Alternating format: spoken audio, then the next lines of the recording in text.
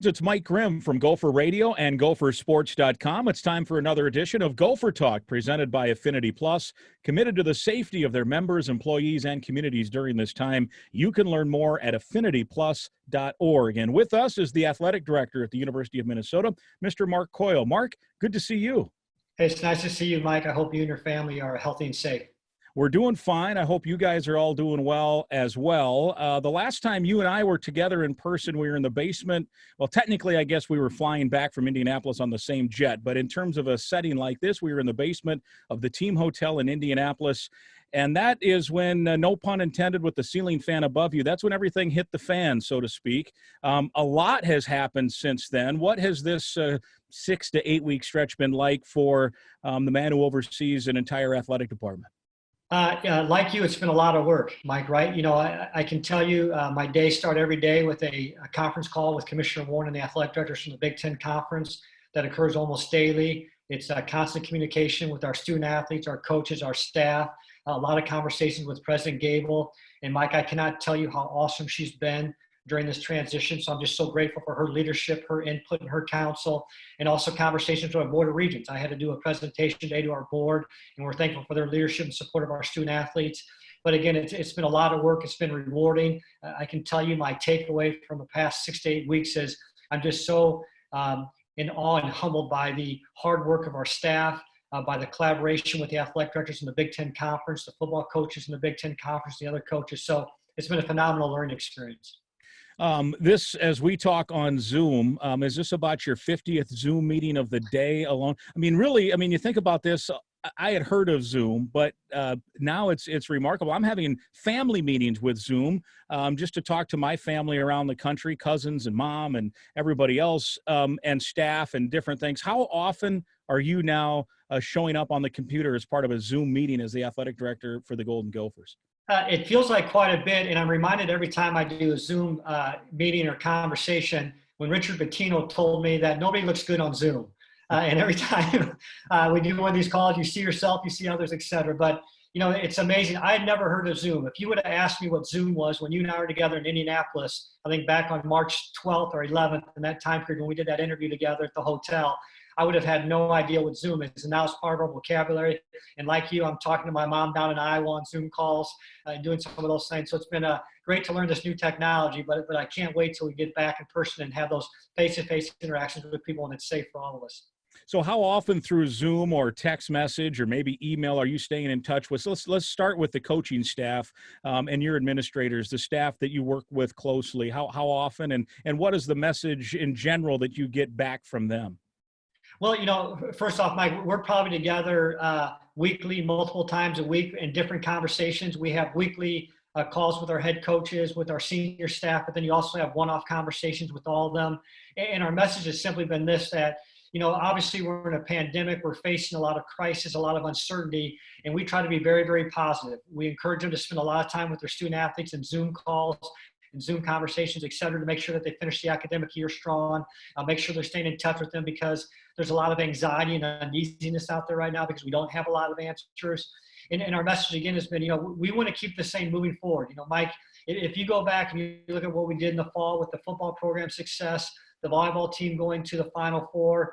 And then, you know, when the seasons came to a stop because of the pandemic, we had 9 teams ranked nationally in the top 25 from our winter and spring sports season. So we were setting up to have a lot of success closing down the winter seasons and starting the spring season. So we just want to make sure that our coaches know that we're here to support them. We want this thing to continue to build and grow, and our expectations haven't changed. We still want to compete at a high level and do special things academically, athletically, and socially. Well, certainly one of the questions we have to ask is, will there be games and when will there be games? And I know you're also doing Zoom meetings with Big Ten Commissioner Kevin Warren, the presidents of the universities in the league, and other athletic directors. Can you give us an update a little bit? And I'm guessing that most anything has been put on the table at some point over the course of the last 6 weeks in terms of how you can get games going. Yeah, Mike, my answer is going to be real simple. What I've learned these past 6 to 8 weeks is these decisions have to be driven by data. And fortunately, we have unbelievable medical experts at the University of Minnesota, in the state of Minnesota, across the Big Ten footprint. Commissioner Gable our Commissioner Warren put together this emerging infectious disease committee to look at it from a conference-wide perspective. And again, those decisions are going to be made by the medical people. But I can tell you, Mike, we've run all different types of models, all different types of scenarios. And the common theme is we want to bring them back when the medical experts tell us we can bring them back. We want to be incredibly thoughtful and deliberate. And what I've learned in this, Mike, is that, coaches, student athletes, administrators, you who are around our program every day, we want them back yesterday, right? We want to get back. We want to get back to that new normal. But what we're learning is these decisions have to be made by our medical personnel. And again, we're just grateful for Commissioner Warren's leadership, for President Gable's leadership, and we'll be able to bring them back when it's safe for everybody. But make no mistake, we will be back. We got to be patient, but we will get back and we will play sports again. There's no doubt in my mind about that. And you mentioned you think about the Big Ten, 14 research institutions that are all groundbreaking in medicine. All of them are doing something, whether it's related to this or not, but a lot of the great experts. That said, it probably isn't a one size fits all. I mean, you think about what maybe Rutgers, for example, is going through, and they're near the epicenter of the major outbreak in the country compared to, let's say, Purdue or Nebraska that, might not be in a big metro area. How hard is that to navigate through a conference that is a wide-ranging, diverse league? Yeah, Mike, that's a great question. And I want people to clearly understand the collaboration amongst the athletic directors and the football coaches has been unbelievable. We all have a common theme and a common core of we're going to listen to the medical experts. We're going to make the best decisions with the student athlete at the center of those decisions in terms of respecting their health and making sure it's safe to bring people back. So yes, we're different. We come from different communities. We come from different backgrounds, but the collaboration and the focus of doing things the right way, again, being thoughtful, deliberate, and letting the medical experts drive our decision and letting data drive our decision, I think will serve the Big Ten Conference well as we move forward in this new reality. Commissioner Warren in recent days has talked about the mental health of the student athlete. We talked with Bob Motzko about the disappointment that his team, as all the teams that had their seasons ripped away from them with stuff out of their control, coping. It's really a coping thing. And there are mental health aside from this, student athletes go through a lot. Talk to us a little bit, if you would, about what the Big Ten and what Commissioner Warren's talking about in relating to providing resources for student athletes on a mental health side.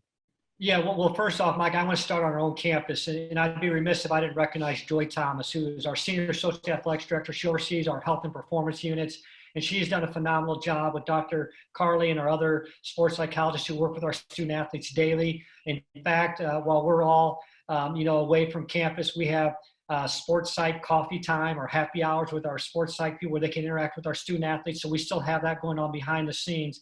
And Joy is actually part of a committee that Commissioner Warren put together conference-wide to address the mental health aspect. And Commissioner Warren announced earlier this week a partnership with Calm, which is an app that student athletes, coaches, staff within the Big Ten can download for free and help us deal with some of the anxiety and the uncertainties that we're all facing. So that's been a pillar of his commissionership and what he wants to build.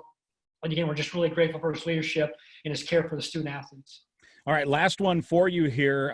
You're busy. Normally this time of year, you might be going to softball, baseball, gymnastics, swimming, what have you, different events. Your kids might be at their own events and hanging out with their own friends. Well, now you're all together. How are you taking advantage of some time that maybe you wouldn't have family-wise before? Yeah, well, Mike, we're trying to embrace it. My wife, Kristen, and I, we've talked about, we've been married, it'll be 21 years this August, and we've spent more time with each other the past 8 weeks than we have the previous 21 years, it feels like. And, we have a daughter who's a senior in high school, Gracie, who's going to be a Gopher, so we're excited about that. We have a son, Nicholas, who's a sophomore, and then Benji, our youngest, a 7th grader. And we've watched lots of 80s movies.